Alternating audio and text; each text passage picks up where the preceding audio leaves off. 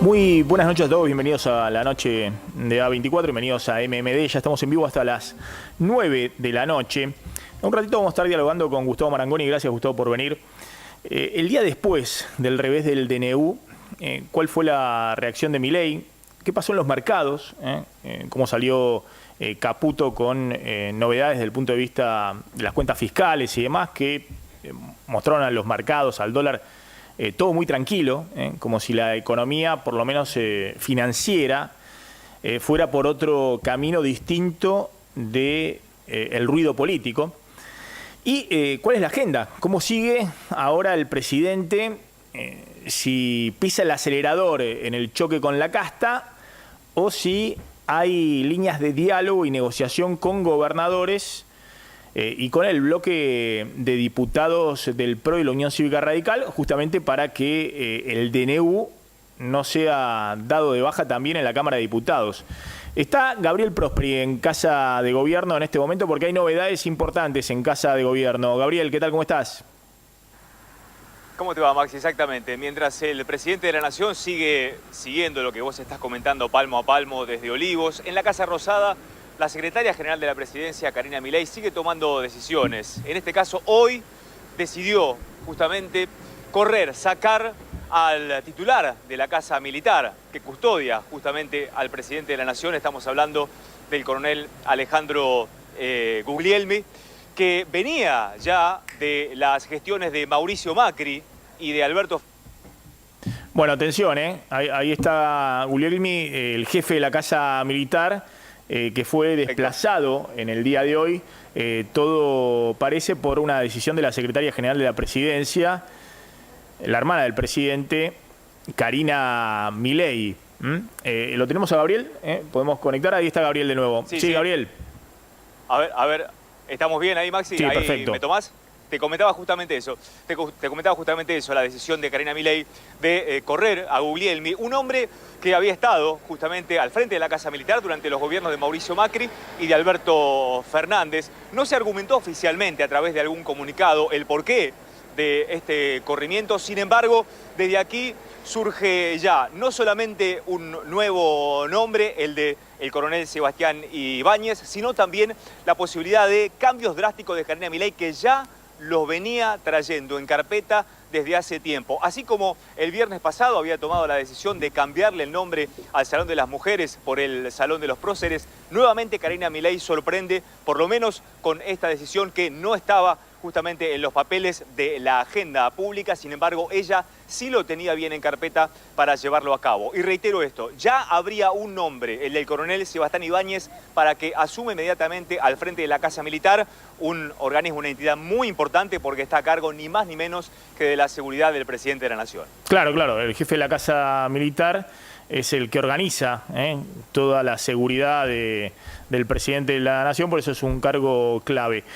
Bueno, también atención, porque hoy hubo reuniones del ministro de Interior, ahí en Casa de Gobierno, obviamente, Guillermo Francos, con los bloques de diputados del PRO, encabezados por el jefe del bloque de diputados del PRO, Cristian Ritondo, y de la Unión Cívica Radical, encabezados por Rodrigo de Loredo. ¿Qué se sabe de esa reunión, Gabriel? Bueno, ahí vamos a estar ya con... Sí, te estamos escuchando, Gabriel. ¿Ahora sí? Sí. Por ahí se entrecorta un poquitito aquí, esperamos tener buena señal. No, te decía, Maxi, que lo que intenta el ala política del gobierno es generar una especie de red de contención en la Cámara de Diputados para lo que viene, para generar ese grupo de aliados fundamental que le garantice, primero, el número para defender el DNU cuando le toque en la Cámara Baja y segundo, para tener los votos para que se apruebe finalmente la ley bases, la ley ómnibus, con aquellos puntos que finalmente se consensúen, tanto desde el gobierno como por las fuerzas justamente que le van a asegurar esos votos al gobierno. Esto es lo que se trató con el bloque PRO y también con el sector radical que es más cercano al gobierno, como hablamos el del diputado cordobés de Loredo, el titular del bloque de la Unión Cívica Radical. Recordemos que anoche, por ejemplo, el presidente de la Unión Cívica Radical, el senador Martín Lustó, le dio la espalda al DNU con argumentos realmente tal vez más sólidos y contundentes que los del propio peronismo. Bueno, Todo eso está ahora en un teje y maneje interno en la Unión Cívica Radical, pero a esta hora estaría ganando justamente el ala más cercana al gobierno, por lo menos en la Cámara Baja. Y hoy Ritondo tuvo también expresiones, Maxi, muy importantes de cara a lo que viene, porque dijo: el Senado ya pasó, ahora viene la puja en la Cámara de Diputados. Va a ser difícil, pero los votos van a estar. Bien, Gabriel, gracias. Ahí está Gabriel Prosperi en Casa Rosada. A ver, en el día después del revés que tuvo el gobierno con el DNU en el Senado, hubo varias reacciones. La principal, la que todos estaban viendo, era la del presidente, que salió muy temprano en la mañana, antes de que abrieran los mercados, con un tuit en el cual dijo textualmente, porque antes de que abriera el mercado estaba operando los bonos con cotizaciones de previa al mercado, que se conoce, de Nueva York y demás, estaba operando todo en baja. Entonces salió el presidente diciendo: así lee el mercado cuando los orcos dan un paso adelante, mientras nos esforzamos para sacar el país adelante, traccionando desde una baja del riesgo país y la tasa de interés, ellos se ocupan de empobrecer. Nunca dijimos que sería fácil, pero al final del camino triunfaremos, ¿no? Esta era en la previa apertura del mercado, que se veía que se venía un día difícil desde el punto de vista financiero. Después la cosa cambió totalmente, hubo suba de acciones, suba de los bonos en dólares, hubo la noticia de superávit fiscal o superávit financiero total, no solamente primario, operativo, sino incluidos los intereses de la deuda, también en febrero, que dio el ministro Luis Caputo. Después vamos a ver un poquito los números, y hubo una tranquilidad total e incluso hasta optimismo en el mercado financiero. Los dólares financieros prácticamente no se movieron, subieron un poquito, terminaron la semana, tanto el dólar blue como el dólar financiero, igual que había empezado la semana. Pero obviamente todos estaban viendo, bueno, qué tenía para decir el presidente. Y ahora vamos a contar, desmintió los cruces con la vicepresidenta, con Victoria Villarruel, y dejó, si se quiere, ahí un interrogante respecto a si había o no una negociación abierta con los gobernadores para el Pacto de Mayo. Gustavo, ¿qué estás viendo en el día después, ¿no? Cuando el gobierno, que me parece que no puede decir que era inesperado que rechazara el DNU el Senado, teniendo en cuenta el peso que ahí tiene el kirchnerismo, bueno, de alguna manera reacciona, y como pasó en su momento cuando se cayó la ley ómnibus en la votación en particular, dice: bueno, esto es el principio de revelación. Los que no están conmigo forman parte de los que no quieren el cambio. Hoy hubo un foco muy grande en Martín Lustó, de toda la bronca de los libertarios. También hubo una interna fuerte dentro del radicalismo, porque Martín Lustó, junto con otros 2 senadores del radicalismo, votaron en contra del DNU. ¿Cómo ves que se para el gobierno de Milei después de este revés político? Maxi, lo que sorprendió no fue el resultado, como decís vos, quizás fue la previa con la vicepresidenta. Porque el día anterior al tratamiento hubo referentes de la Libertad Avanza que inclusive pusieron en duda la buena fe de la propia vicepresidenta. Pero después se trataron de matizar esas cuestiones.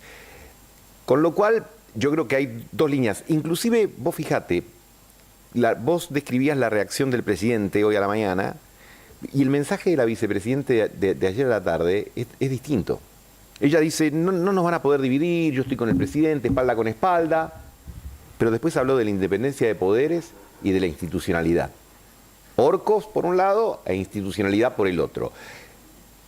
Se puede deber, como especulan algunos, porque la vicepresidenta esperaba tener al comienzo de la gestión bajo su área, defensa y seguridad, y eso no pasó. Puede ser. Ahora, cuando vos tomás que del 83 para acá, prácticamente sin excepción, todos los vicepresidentes terminan en conflicto con su presidente, es que hay algo estructural.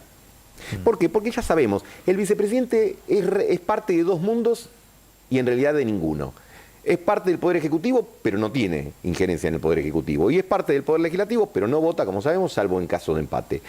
Por lo tanto, tiene que estar como permanentemente con equilibrios, y además es como el reemplazo, obviamente, no es como, es el reemplazo natural bajo cualquier eventualidad respecto del Poder Ejecutivo. Entonces ahí tenemos dos líneas, y el presidente me parece que vuelve a acelerar. Vos fíjate que ayer el cierre del mensaje de Mayans, el jefe del bloque de Unión por la Patria, más allá de todo el cotillón que le agregó, pero en un momento dijo, aflojemos con los insultos. Que, de acuerdo a muchas informaciones, es lo que también se dice en privado entre los gobernadores claro. Y el ministro del Interior. Ahora vamos a ver después el comunicado de la Unión Cívica Radical, cuando, más allá de la actitud que tuvo Lustó como presidente de la Unión Cívica Radical, que votó en contra, pero en soledad, porque la mayoría del bloque acompañó, el radicalismo acompañó, está en favor del DNU de Milei. También hay un comunicado donde la Unión Cívica Radical dice, bueno, el presidente debe dejar el tono y el tiempo de la campaña electoral. Y porque eso también... De la agresión, claro, de los insultos. Y hace parte de la política, porque si vos querés que en todo caso yo me sienta a negociar, no sé, ganancias o las cosas que están dando vuelta, el DNU en diputado, etcétera, y por el otro lado, como dicen los chicos, me estás bardeando todo el tiempo, me dificultás la capacidad y la posibilidad de que yo me siente a esa mesa. Pero el presidente esta mañana insiste en esa línea argumentativa y pone los resultados del Ministerio de Economía, que vos ya anunciaste que hablarás en un rato. Nada indica que el presidente cambie su estilo, pero la pregunta es, bueno, hasta aquí ese estilo le mantiene un buen nivel de popularidad en las encuestas, más o menos, metro más, metro menos, todas hablan de 50 y 50, 50 a favor, 50 en contra, alguno un puntito más, otro un puntito menos. Pero desde el punto de vista legislativo hasta aquí... Sí, 50 a favor, pero con o 55, no importa, pero con una ventaja muy grande, que está muy lejos del dirigente de la oposición mejor valorado. Es cierto. Es decir, respecto al dirigente de la oposición mejor valorado, le saca una diferencia enorme. Uno diría que eso es el reflejo obvio de un gobierno que fue, me refiero al del Frente de Todos, Unión por la Patria, como se quiera llamarlo, que obviamente terminó bastante mal en la gestión y todavía la memoria reciente le beneficia, digamos, a Milei. Ahora, por otro lado, digamos, los resultados en el Congreso no han sido auspiciosos con esta metodología para el gobierno porque primero sacrificó el capítulo fiscal de la ley ómnibus, después la ley ómnibus en su conjunto, ahora el rechazo del Senado al DNU. Entonces, insistir con esta idea de apretar las clavijas, dirigirse de la manera que se dirige a la oposición, no parece facilitarle, ya no con Unión por la Patria, sino con algunos aliados que te dicen, pará con el tema de la casta, de las ratas, de todo esto, porque se hace difícil. Ahora quiero volver a eso, porque hay dos temas fundamentales que tiene que avanzar el gobierno. Uno es el tema de la restitución del impuesto a las ganancias, el otro es la nueva fórmula de movilidad previsional, y necesita resolver los dos temas, yo diría, antes de abril. Porque la idea es que ya empiece primero a recaudarse impuestos a ganancias y la nueva fórmula de movilidad a partir de abril.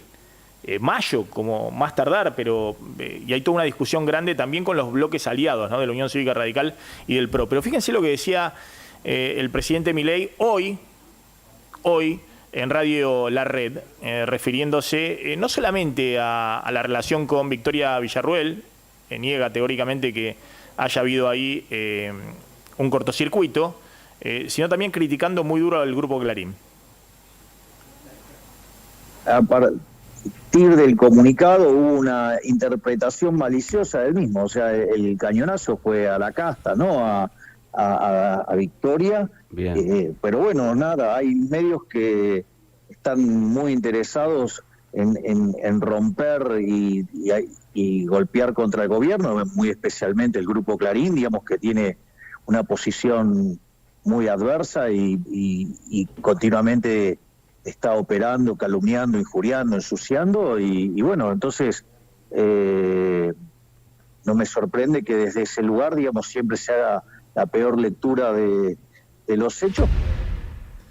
Bueno, ahí Milei cierra filas con Villarruel, más allá de también hay varios comunicadores, no diría militantes, sino amigos directamente del presidente, que como dice el presidente, la ven, y que se ponen la camiseta de Milei, que también reconocen que Milei tiene un cortocircuito con Victoria Villarruel. Y que viene por distintas cuestiones, ¿no? No es solamente el último episodio antes de había sido el tema de los sueldos y el aumento de sueldos de los senadores, ¿no? Donde Villarruel había expresado que iba a bancar la medida a los jefes de bloque de las distintas fuerzas opositoras. Ahora, hoy sale a negar categóricamente que haya un cortocircuito con la vicepresidenta y critica fuertemente al grupo Clarín, ¿no? Dice, esto es, parece en ese aspecto, en las épocas de los enfrentamientos de Néstor Kirchner con el grupo Clarín. Vos fíjate que en realidad, salvo un par de presidentes, todos tuvieron conflicto con el grupo Clarín, digamos, ¿no? De Alfonsín, Menem, sí. Bueno, ni hablar del kirchnerismo. Pero ayer, siguiendo la sesión, viste que los discursos a veces se hacen áridos, decís, uy, a ver, ¿por qué no cortan? Pero había algo muy simpático, que estaban los senadores de Unión por la Patria, muchos de ellos cuando tomaban la palabra decía, señora Presidenta, refiriéndose a Victoria Villarruel, nos queremos solidarizar con las amenazas que usted ha recibido y valoramos el gesto. Y vos decías, hace una semana estaba bajando el busto de Néstor Kirchner del Senado y recibí un montón de insultos. Lo que te marca el dinamismo de la política y obviamente eso que en la jerga se llama la chicana, el hecho de aprovechar esas diferencias o esos trascendidos que había habido el día anterior para meter baza por ahí, que yo creo que también es lo que obliga a Villarruel a hablar después como para decir me despego, ¿no? Inmediatamente plantear en que el encuadramiento Cristina, ¿no? En el encuadramiento del oficialismo, ¿no? De la mayoría del 56%, el kirchnerismo es la mancha venenosa. Por supuesto. Digamos, es el némesis, ¿no? Con quien hay que confrontar, digamos. Entonces, cualquier cosa que el kirchnerismo elogie es visto con desconfianza o la votación en el Senado. Y de allí los elogios. El mote de traidores a los diputados de Juntos por el Cambio, a los senadores de Juntos por el Cambio que rechazaron el DNU, es porque votaron junto con el bloque del kirchnerismo. Es tan, como decís vos, es tan exacto, o por lo menos yo lo comparto, lo que vos señalás, que yo creo que Milei desde el 10 de diciembre vive taladrando ese discurso antikirchnerista como forma de deshidratar a los dirigentes de Juntos por el Cambio y decir, los votos ustedes son míos. Y los pone en una situación muy compleja, porque aquellos, como bien señalás vos, Martín Lustó y un par de senadores más que lo acompañaron, quedan en el peor de los mundos, desde el punto de vista de los propios electores, que te dicen, no, antes que cualquier otra cosa, yo me defino por lo que no soy. No soy kirchnerista. Claro.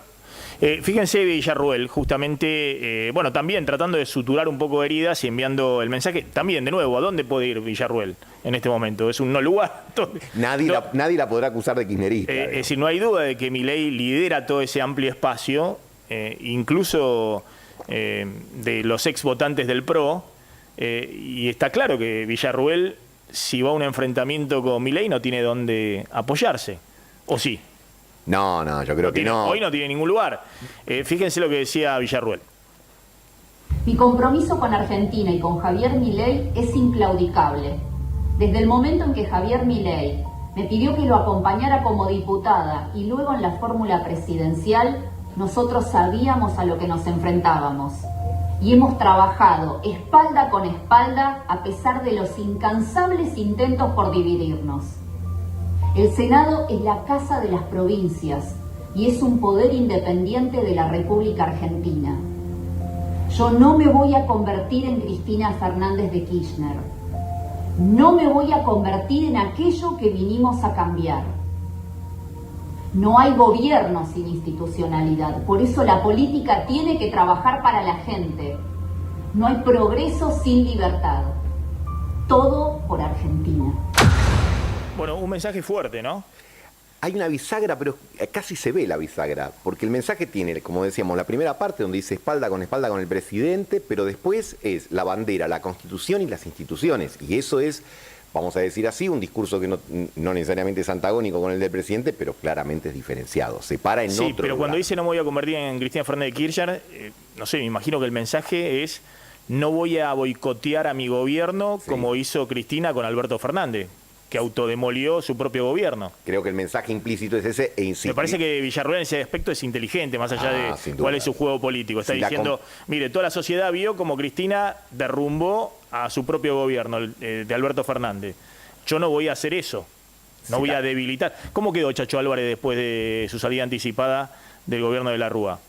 No, mal. En realidad siempre hay una idea de que el vicepresidente debe acompañar, pero... Y que inició el derrumbe. Pero son relaciones, como decíamos, estresantes. De todas maneras, creo que las motivaciones son las que vos señalabas y el hecho de desmarcarse de esas chicanas, como comentábamos recién, que le hacían en el recinto, que todo el kirchnerismo se solidarizaba con ella y le decía el gesto valiente de convocar a todo esto. Entonces, bueno, tenés que reaccionar y creo que lo hizo, obviamente... poniendo ahí en el centro de la mirada a Cristina Fernández y reivindicando esa identidad no kirchnerista, anti-kirchnerista de la vicepresidenta y del espacio de La Libertad Avanza. Bien, está Rogelio Frigerio, el gobernador de Entre Ríos. Gracias por venir, Frigerio, muy amable. Un gobernador clave porque además de ser economista y de haber ganado la última elección, es uno de los gobernadores que está llegando a una provincia gobernada en su momento por el peronismo. Bueno, es una especie de referente del grupo de gobernadores de la oposición dialoguista. Bueno, pues fue ministro de Interior de Macri, tiene una experiencia grande en todo lo que son las finanzas provinciales y además tiene, tengo entendido, un buen diálogo también con la Casa Rosada. ¿Hay diálogo de los gobernadores con la Casa Rosada? ¿En qué momento se está después de lo que ocurrió ayer en el Senado? ¿Cuáles son los próximos pasos para avanzar con leyes? Pues hasta ahora Milei no ha podido meter una ley en el Congreso. ¿Qué están hablando los gobernadores con la Casa Rosada? Bueno, antes que nada me disculpo que llegué tarde, pero estamos pasando en la provincia por un momento muy difícil con tema de inundaciones. Inundaciones, así que estuve recorriendo el lugar. Bueno, el diálogo se retomó, se había parado después de lo de la ley bases en la Cámara de Diputados y bueno, a partir del discurso del presidente en la apertura del Congreso, el diálogo se retomó, volvimos a conversar, tuvimos ya una reunión, se planteó un apoyo mayoritario a los 10 puntos que planteó el presidente para el Pacto de Mayo y se decidió también en esa mesa retomar la idea de la ley bases reformulada, ¿no? Más simplificada, metiendo también o incorporando cuestiones fiscales o cuestiones laborales que son determinantes para el futuro de la Argentina que se habían dejado de lado en el primer intento. Bueno, ahora hay que trabajarlo en el Congreso, ¿no? Como toda ley. Espero que esta vez sí el presidente pueda tener las herramientas que viene reclamando desde hace ya algunos meses. En base a su experiencia, ¿cree que el diputado puede también rechazar el DNU y ahí se cae directamente el DNU, las dos cámaras? ¿O hay un grupo de diputados que pueden frenar, en todo caso, que respondan a los gobernadores, que pueden frenar que se caiga el DNU también en la Cámara de Diputados? Bueno, no hice el análisis fino de número por número, pero me parece que el gobierno tiene más complicado el Senado que la Cámara de Diputados, porque bueno, el kirchnerismo en el Senado tiene un número muy cercano a la mayoría, ¿no? Y ahí hay algunos pocos senadores que son determinantes. Espero que el decreto del DNU no se caiga en diputados, creo que hay chances de que eso no ocurra. Por lo menos que no se discuta hasta después de discutir la ley bases y el Pacto de Mayo. Me parece que este apresuramiento por discutir la validez o no de un decreto de necesidad y urgencia, cuando hay cientos de decretos de necesidad y urgencia que duermen en el Congreso, me parece que claramente tiene otra intencionalidad. Entonces, yo no digo no discutirlo. Estamos en el marco de una negociación más importante, de un acuerdo importante de 10 puntos trascendentales, desde mi punto de vista, para la Argentina, de una ley base que el presidente plantea con mucha claridad que necesita como herramienta para gobernar. Bueno, no tengamos tanta ansiedad para discutir un DNU cuando, insisto, hay cientos de DNU durmiendo la siesta desde hace años. ¿Por qué el presidente no recibió hasta ahora que se ha abierto esta negociación, el Pacto de Mayo, no recibió a los gobernadores? Se comenta que la reunión que tuvieron el viernes pasado con el ministro Franco y el jefe de gabinete Pose, ahí los gobernadores le plantearon, primero que el presidente dejara de de estigmatizar o agredir o insultar vía redes a algunos gobernadores. Y en segundo lugar, que hubiera algún tipo de diálogo directamente con los propios gobernadores. ¿Es así? Bueno, yo creo que ese diálogo tiene que existir. Somos un país federal, sí, un país complejo, muy heterogéneo, con 24 realidades distintas, sumadas a las del gobierno nacional. Me parece que tiene que ser natural, ¿no? La interacción, la discusión, la conversación entre los gobernadores y el presidente. Espero que se haga habitual. Este es un gobierno que recién empieza, claramente con poca experiencia en general en sus funcionarios. Yo creo que ese diálogo es necesario en la Argentina en un momento dificilísimo, probablemente el peor momento, por lo menos que yo recuerdo, desde el 2001 seguro, y la perspectiva de la profundización de esta crisis puede superar en algunas cuestiones a la crisis del 2001, así que en esta coyuntura tan difícil creo que tenemos que estar muy unidos, por lo menos aquellos que no queremos volver al pasado, ¿no? Que apostamos y que queremos que al presidente le vaya bien, porque lo necesitamos para que a la Argentina le vaya bien, para que a mi provincia le vaya bien, para que a los entrerrianos le vaya bien. ¿Y cómo, qué es lo que viene, no? Hoy el presidente, a ver si podemos escuchar, dijo que que en marzo iba a ser duro, tengo entendido que también abril. Marzo ya es duro. Claro. Es duro. Hay una tendencia de desinflación, pero hay una recesión que se está profundizando, hay suspensiones, despidos, hay que ver dónde queda el nivel de actividad y el empleo. Fíjense lo que decía Milei. ¿Abril o mayo es el mes más duro para la economía que se viene? Estamos transitando el mes más duro. Marzo. Sí, marzo y parte de abril, digamos, pero estamos transitando esto, pero les voy a dejar algunos mensajes alentadores. A ver. Hoy digamos, una encuesta con cerca de 6.000 casos presenciales estamos hablando, ¿no? O sea, estamos hablando de algo serio. El 70% de los argentinos reconoce que están peor. Eso es cierto. Ahora, cuando uno mira las expectativas a los próximos meses, o sea, si vamos a estar mejor, nosotros cuando asumimos el 20% de los argentinos creían que íbamos a estar mejor. En enero ese número saltó a 30, en febrero cerró en 42, con febrero cerrado, y después del discurso que di en la Asamblea Legislativa, ese número trepó a 47%. Es decir, la gente está viendo la luz al final del camino, está viendo la salida, la gente está viendo la salida. No solo eso, sino que además el 70% de los argentinos está absolutamente convencido que vamos a derrotar la inflación.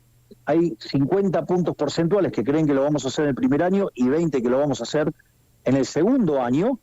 Por lo tanto, las expectativas son muy buenas y, de hecho, mis niveles de imagen están, sí, en los mismos niveles de cuando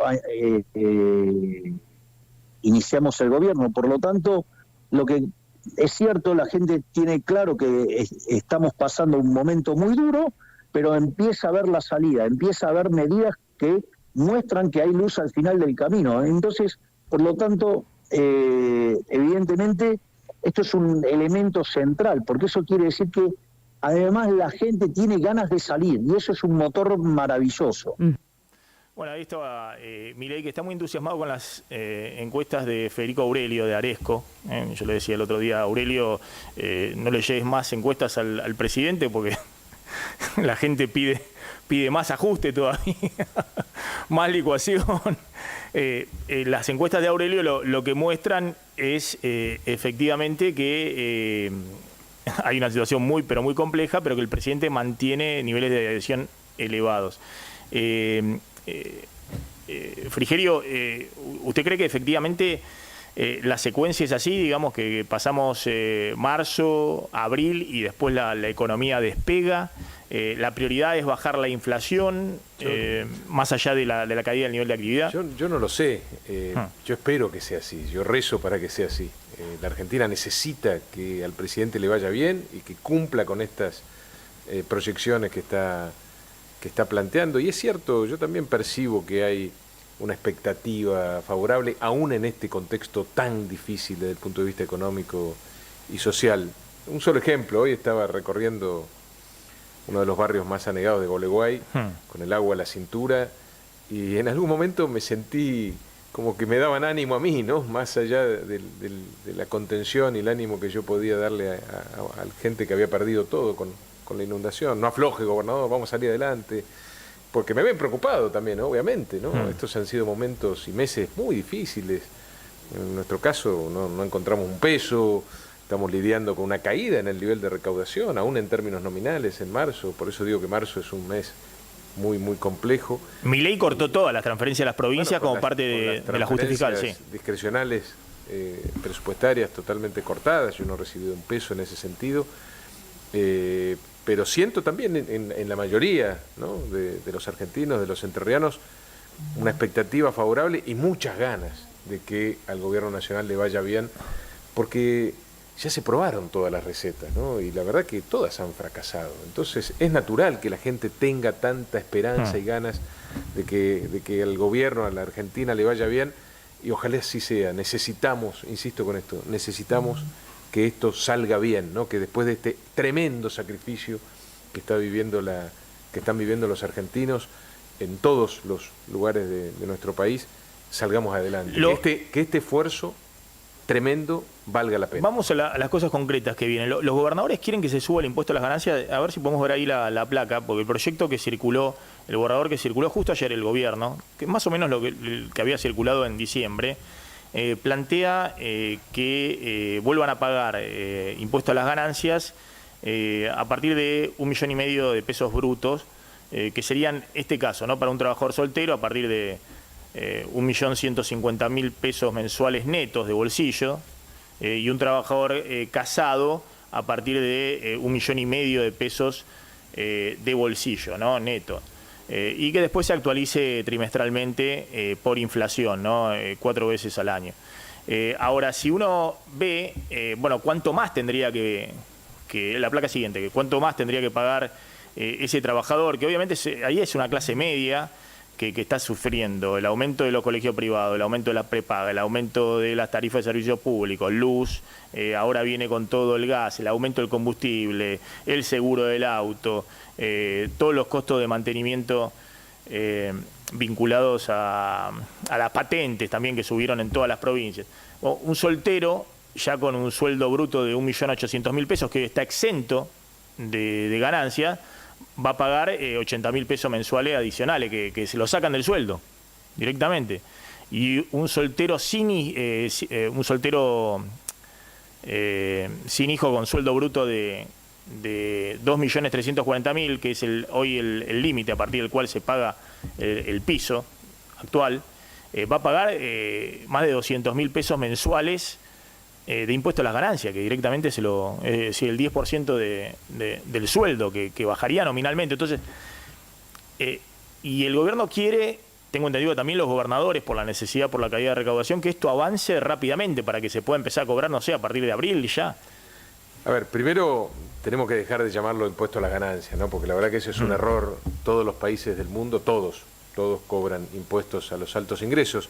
Y este piso que se hablaba recién en lo que veíamos recién de 2.300.000 pesos, estamos hablando del 5% que más ingresos tiene en la Argentina, ¿no? Insisto con esto, todos los países del mundo le cobran un impuesto progresivo a los salarios, los ingresos más importantes de la sociedad. Cuando en marco de la campaña electoral... Pero por ejemplo, yo mostraba que un trabajador con hijos, con dos hijos y demás... No quiero meterme exactamente en los números porque no los vi. No, pero a partir de 1,5 millones, un trabajador con hijos paga impuesto a la ganancia, ¿no? Va a pagar si esto prospera.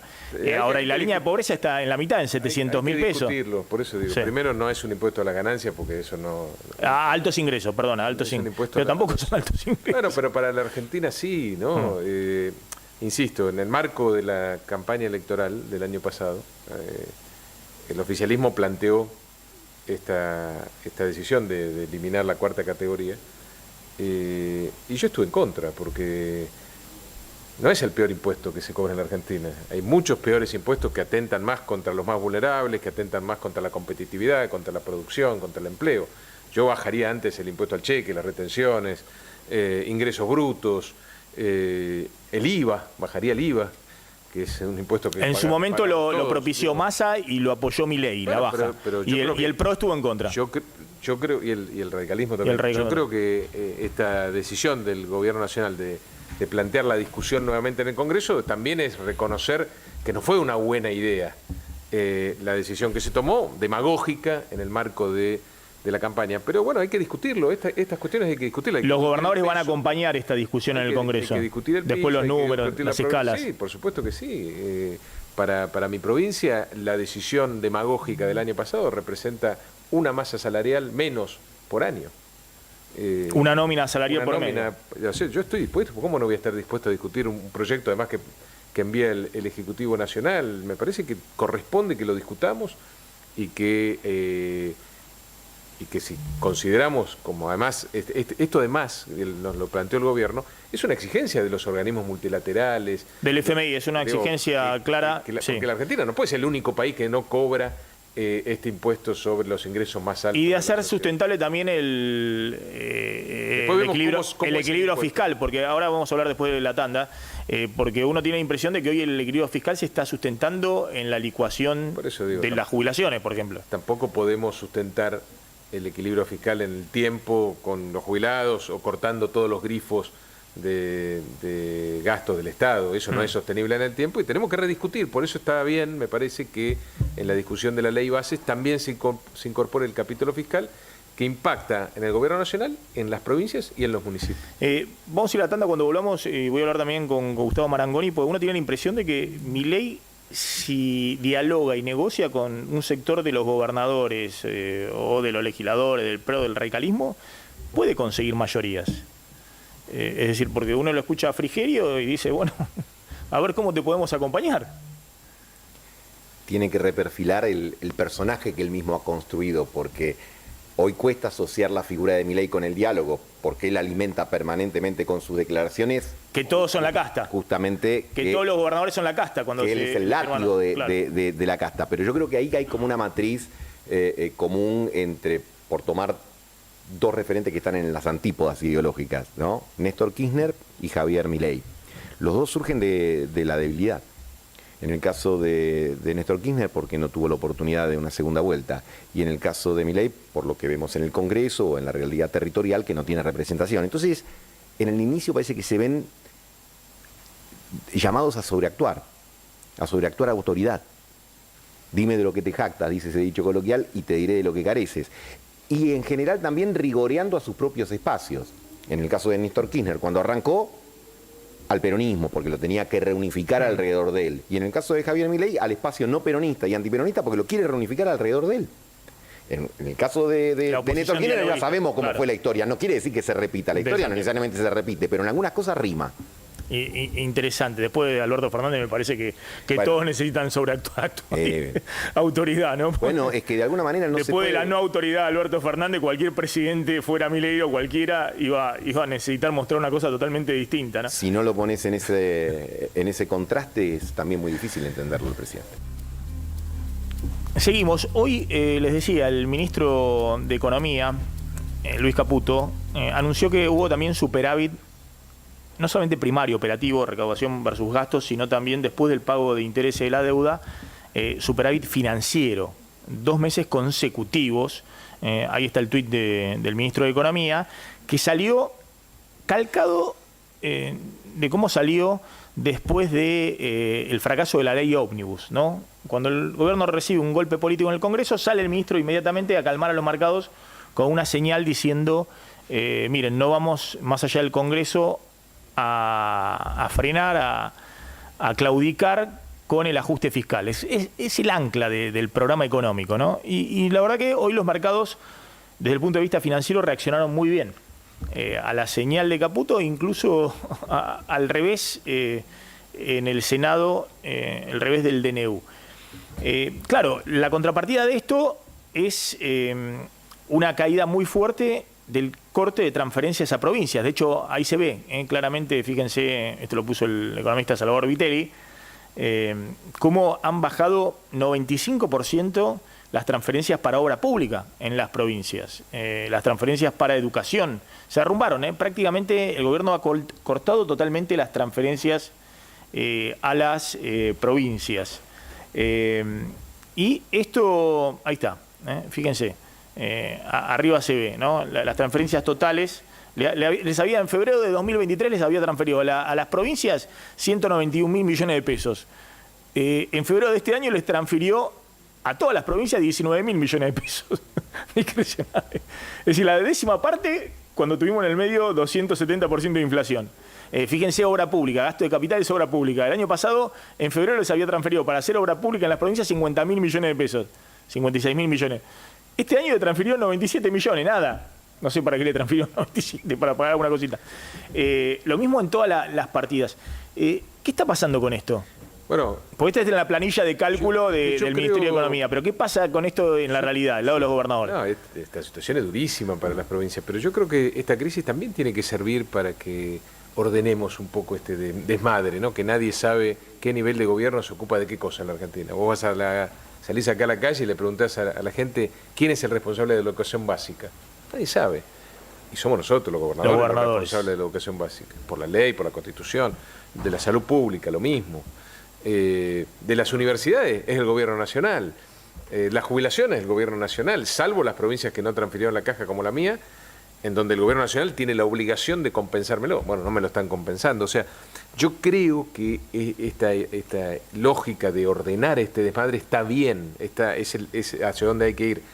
Me parece que tenemos que sentarnos a ver todo el tema, no solo el recorte de las transferencias discrecionales, que yo, insisto, si son necesarias para que haya déficit cero, avancemos en eso, pero discutamos todo. Hay otras transferencias que son derechos de las provincias, yo las estoy peleando, como por ejemplo lo del ANSES para las cajas no transferidas, las compensaciones que hubo de acuerdos fiscales previos, etcétera, que no tienen que ver con estas transferencias discrecionales, que no son discrecionales por definición y que tienen que estar arriba de la mesa.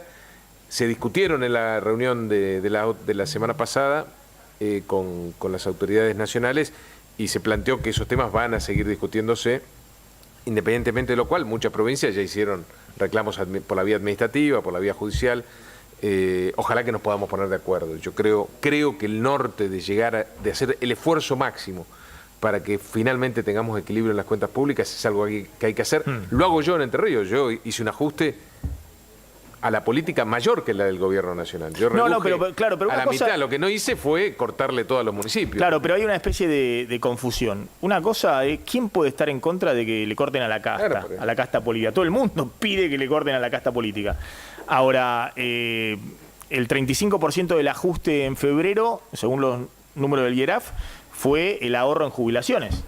Que los jubilaciones en febrero, los jubilados cobraron lo mismo que en diciembre. Pero si este esfuerzo... Y en el medio hubo 50% de inflación. Pero si este esfuerzo lo estamos haciendo para vencer a la inflación, de la cual también los jubilados vienen sufriendo desde hace muchísimos años, décadas, bienvenido sea el esfuerzo. El tema es que el esfuerzo que hace la gente, que hacen los jubilados, que hacen las familias, que lo vienen haciendo desde hace mucho tiempo. La política no, pero la familia, los jubilados vienen haciendo un esfuerzo desde hace mucho, no es de ahora. Hace 5 años eran las jubilaciones en términos ahora eso tiene que valer la pena, porque lo dramático sería que este esfuerzo no se traduzca en una baja real de la inflación dentro de algunos meses, en una recuperación de la economía. Eso sería dramático, porque la expectativa favorable de la gente está en eso, es en hacer el sacrificio para que esta vez sí, después de muchísimo tiempo, este esfuerzo valga la pena. Gustavo. Siempre que se mencionan los esfuerzos, desde el punto de vista de análisis, donde te quieras parar, aparece la visión de cómo se distribuyen esos esfuerzos. Cuando vos señalabas el mapeo, digamos, más preciso, más oportuno de lo que ha pasado con el gato, ves los jubilados, ves que no se paga la cuenta de nafta, vamos a decirlo así, no se paga camisa, ¿no? No se paga energía, se pisan muchas cosas. Pero además también se deprimen los salarios reales, las jubilaciones. También desde ese punto de vista, me imagino que va a ser muy controversial la propuesta de volver a llevar un impuesto, digamos, a determinados sectores asalariados, que a lo mejor yo diría hoy hay que mirar mucho la franja media. Lo de ganancias. Sí, pero llamaba también lo que dice ganancias. Frigerio, el jubilado gana 200.000 pesos y estamos hablando del piso de ganancia en 2 millones. Ahora el que gana 2 millones te dice, bueno, pero la prepaga, el colegio de los chicos, exactamente. El mantenimiento del auto me lleva más de la mitad del sueldo. Creo que a medida que vayan pasando las semanas y como dicen, creo que en ese sentido hay un consenso en oficialismo y oposición. Todos te dicen, estamos mal y los próximos meses no vienen mejor, vienen peor. Marzo, abril, mayo, después se verá. El presidente dice, ve corta, rebota. Pero ahí también hay un tema, un supuesto que habrá que analizar. Para el presidente, todo lo que tiene que ver con la economía real es añadidura. En la medida que se estabilice la economía, eso se recupera inmediatamente. Bueno, ahí hay, yo te diría, una suerte de dogma de fe.